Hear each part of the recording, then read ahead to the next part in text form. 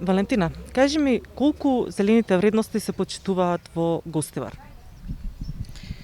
Па еве токму денешната наша презентација или излагање на овој настин на Green Civil е со насловот Гостивар еко град. Меѓутоа зборуваме за Гостивар еко град во иднината. А моменталната состојба во градот, според мене како еколог, е да речам на некое поразително ниво. А се уште што се однесува до отпадот, значи се уште имаме на 7 километри од Гостивар диво ѓубриште Русино, кое сега е актуелно и се бориме да го затвориме. Дивото ѓубриште постои 20 години, а претходно 40 години блиску до тоа диво ѓубриште има уште едно диво ѓубриште, Сушички мост, кој исто така е затворено, а не е санирано.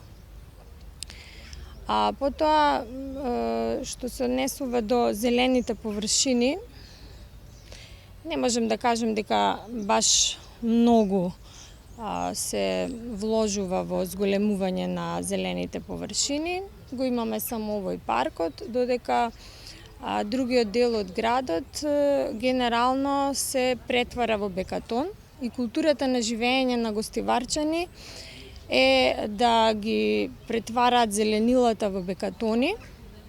Имавме случај кога ние како еколошко здружение садевме дрвја на јавни површини, меѓу другото и на тротоари, и имавме судир со граѓани кои ни кажуваат дека ако посадиме дрво пред нивниот дуќан, на тротоарот пред нивниот дуќан, дека ќе им се скриел дуќанот. Значи, замислите, треба ние овде да одиме, да речеме, во шопинг и да бидат тоа голи површини тротоари. Значи, таква е замислата на гостиварчани.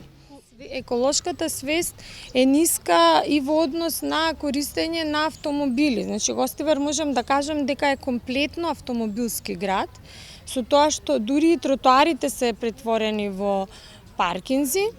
Автомобили се користат на растојание од 500 метра или од 1 километар да пијат граѓаните кафе во најблиската кафетерија или да купат нешто во блискиот маркет.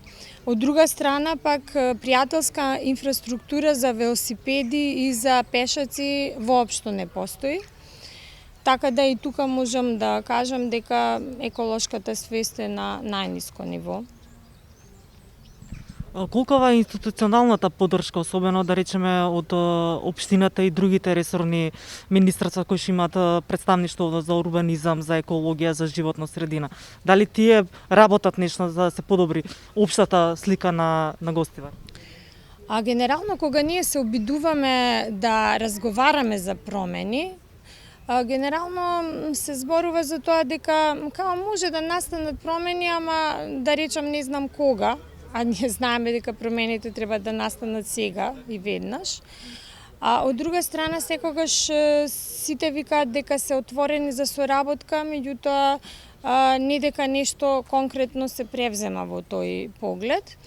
Имам позитивно искуство со градоначалникот на општина Гостивар со тоа што секогаш кога се обраќаме кај него за некои наши планови ни дава зелено светло, меѓутоа сепак треба и сите институции заедно, еве конкретно за велосипедските патеки и полицијата, да сообраќајната полиција, значи заеднички да соработуваме за да може да направиме измени. Генерално секогаш во почетокот се вика, не може тоа во Гостивар, пешачка зона во Гостивар не може. Значи едносмерни улици не може. А Гостивар е толку мал град што е идеален да стане велосипедски и екоград. Односите меѓу граѓаните, знаеме дека Гостивар е мултиетничко општество. Како функционираат граѓаните од различни етнички заедници? Можеме ли да зборуваме за појава на некакви форми на национализам овде или Гостивар е лишен, да речеме, од таквите национални реторики?